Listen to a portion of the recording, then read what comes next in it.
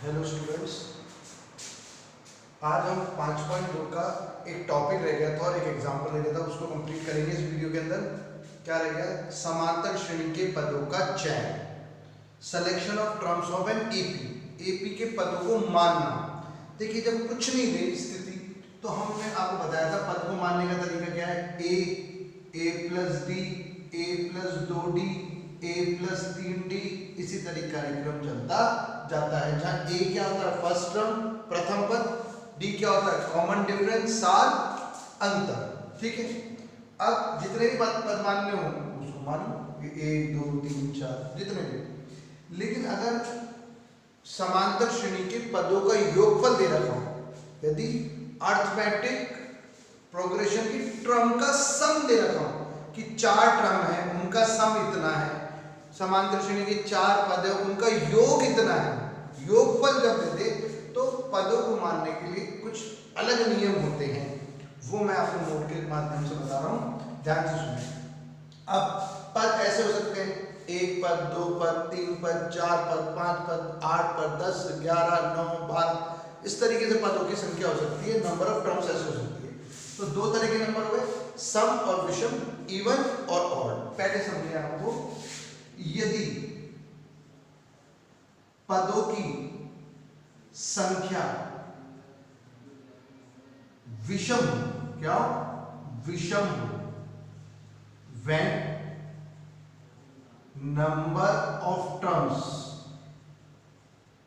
Is odd, odd मतलब n, number of term मतलब पदों की संख्या मतलब n, कैसे हो सकती है 1 पद, 3 पद, 5 पद, 7, विषम मतलब ऑड मतलब जो 2 की टेबल में नहीं है आपके। ठीक है, अब कैसे मानोगे, सुनो, अगर एक पद हो 1 टर्म तो कैसे मानोगे, 1 2 नहीं, अब 3 पदों की संख्या विषम होनी चाहिए, ऑड होनी चाहिए, 1 3 5। 3 पद मानने का तरीका क्या है, पहले तो a मान लो। मैंने आपको बताया था एपी इधर चलाओगे तो जोड़ जोड़ के, वापस लोगे तो घटा घटा। ठीक है, तो इसमें a प्लस डी जोड़ दिया तो एक आ गया, 2 गए, एक घटा के निकाल लो a माइनस डी। भाई जैसे एक 4 होगा, 2 जोड़ोगे तो 6, 2 घटाओगे तो 2 आएंगे तो एपी में। ठीक है, अच्छा अब 5 होते तो क्या करते, 5 पद होते, 5 टर्म, a बीच में मानो, फिर 2 टर्म इधर मान लो, a plus D, a plus 2d, वो की वही a minus D, a minus 2d। इधर 7 पद होते तो क्या करते, 7 पद, समझ गए बात को। a प्लस डी, अब 3 इधर मानेंगे और 3 इधर, तो a plus D, a plus 2d, a plus 3d, a minus D, a minus 2d और a माइनस 3d।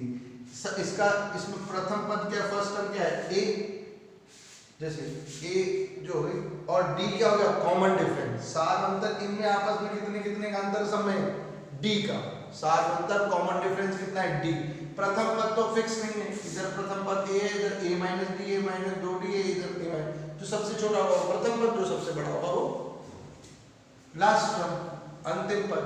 ठीक है, अगला है, यदि पदों की संख्या सम हो, when number of terms is even, even मतलब पदों की संख्या n, 2 4 6 8 पदों की संख्या even। समझ में आ रही बात क्या कह रहा हूं मैं। अब पदों की संख्या कैसी है, विषम, सम, कैसी है, पदों की संख्या कैसी बेटा, सम है, इवन है, इवन 2 4 6। तो इसको मानने का तरीका कैसे, ध्यान से समझना, बहुत इंपॉर्टेंट है।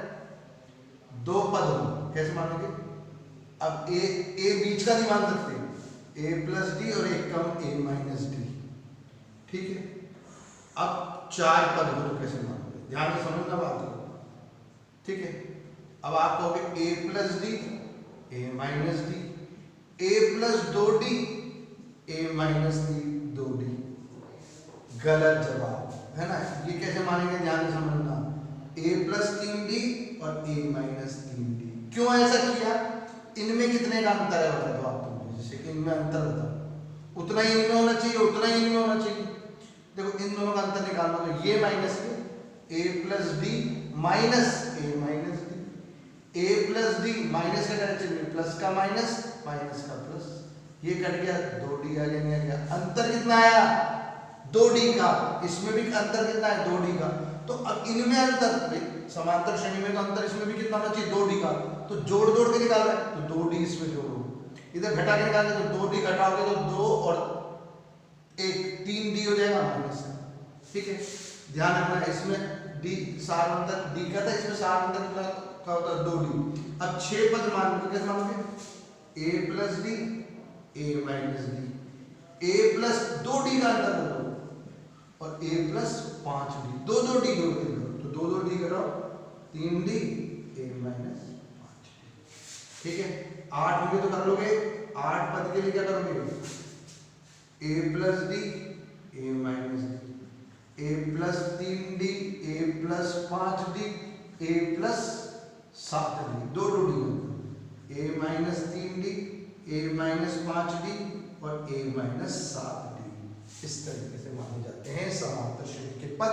ऐसे कब मानोगे जब पदों का योग दिया हुआ, योग देने पर ही क्यों ऐसा मान रहे हैं, यह भी एक उदाहरण द्वारा स्पष्ट होगा।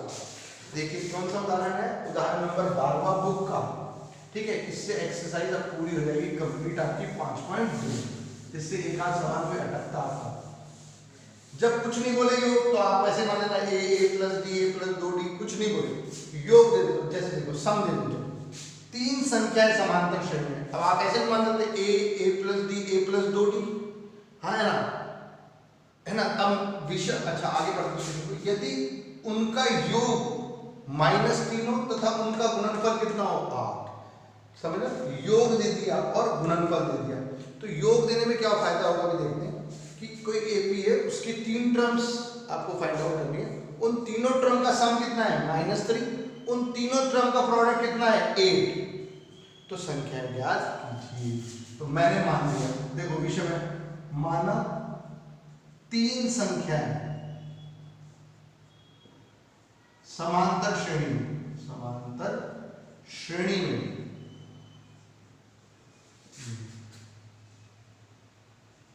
देखो मैंने बताया a मान लो, एक काम करो a minus D a plus D, 3 तो ऐसे मानते विषम, एक बीच में दो एक अगल बगल, ठीक है। अब let 3 terms in AP are a minus D a और a प्लस, ठीक है। अकॉर्डिंग टू क्वेश्चन, प्रश्न से उनका योग, देखो योग का मतलब ये 3 पद है, इनके बीच में प्लस लगा लो तो योग हो गया, सम हो गया। उनका सम कितना है -3, तो प्लस लगा लो उनके बीच में, प्लस करने में क्या होगा, ये अपोजिट साइड प्लस माइनस कर रहे हैं, कितने हो गए 3a, 1 2 3, 3a बराबर -3, a बराबर जो कुछ नहीं है बीच में गुणा है, मल्टीप्लाई कहाँ जाएगा डिवाइड, भाग में जाएगा, 3 एकम 3, कितना गया ये का मान। अब उनका गुणनफल a माइनस डी a और a प्लस डी बराबर कितना होगा, देखो दे रखा है 8, ठीक है। अपन को संख्या निकालनी है तो a और d के मान आएंगे, तब संख्या a का मान तो आ गया, d का मान निकालेंगे इससे, तो a तो अपनी जगह ही है, गुणा में कोई इसको इससे भी करके फिर इससे कर सकते हैं, ठीक है। ये a प्लस b, ये a माइनस b, जैसे ये दोनों एक जैसे, एक प्लस एक माइनस, तो a square minus b square, a square minus d square बराबर 8, a की जगह क्या आएगा -1 का स्क्वायर माइनस b स्क्वायर, देखो -1 गुणा स्क्वायर माइनस माइनस प्लस 1 गुणा क्या होगा 1 माइनस d स्क्वायर बराबर 8, ठीक है। अब माइनस से गुणा करोगे तो चिन्ह बदल जाएगा, 1 से गुणा करोगे तो शेप में कोई फर्क नहीं पड़ेगा, प्लस का माइनस 1 गुणा 1, माइनस का प्लस d स्क्वायर एकम d स्क्वायर बराबर 8, ये माइनस का हो जाएगा प्लस का d स्क्वायर बराबर कितना लेंगे, d बराबर वर्ग हटाएंगे क्या लेंगे वर्गमूल, लेकिन प्लस माइनस 9 का वर्गमूल क्या होता है 3, स्क्वायर रूट क्या होता है 9 का 3, 3 3 जा 9, आगे बात समझो, ठीक है। ये a और d हो गया, अच्छा अब समझना मेरी बात। अपन को ए और डी अपन ने पूछा था संख्या है, संख्या नंबर्स। अब दो स्थिति, ए बराबर -1 और डी बराबर एक बार क्या ले लिया आपने 3 और एक बार क्या लेना -3, ठीक है। तो a माइनस डी पहला तो ये था, a -1 माइनस डी कितना है 3, माइनस माइनस प्लस 4 निशान, अगला a यानी -1, अगला a प्लस डी, a क्या है -1 प्लस डी कितना है 3, फिर मान रख देंगे कि a और d की प्लस माइनस माइनस 3 में से ही जाएगा तो 2 निशान पड़ेगा ये। अब ऐसे अगला वाला कैसे लिख देना, a -a कर देना और d बराबर कर देना, आंसर ये आएंगे, हो सकता है ऊपर नीचे है, रखने नहीं पड़ेंगे। क्लियर है, ये हो गई आपकी एक्सरसाइज नंबर 5.2 कंप्लीट। अगले में आगे बढ़ेंगे, ठीक है।